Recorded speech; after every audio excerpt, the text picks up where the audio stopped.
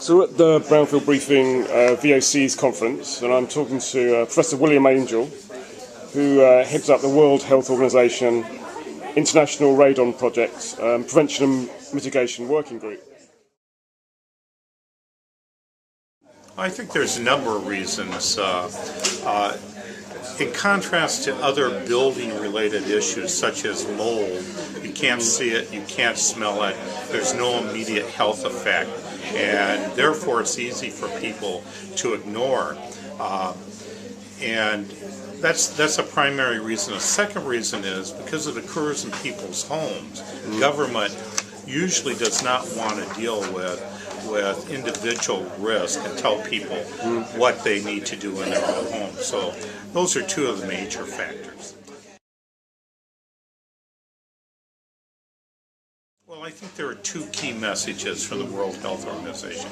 Number one is the recommendation that action levels or reference levels where remediation would be recommended have been greatly reduced down to 100 becquerels per cubic meter, a measure of radiation, and that's much lower than we've had earlier.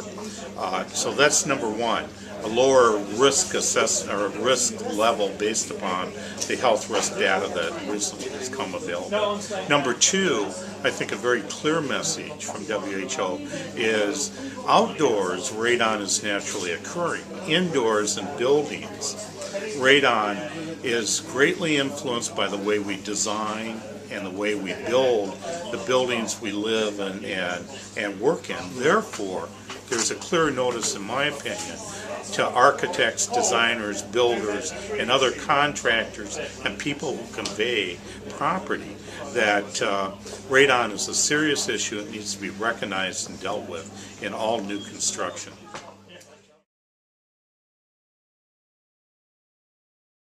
Well, I think one is already quite clear.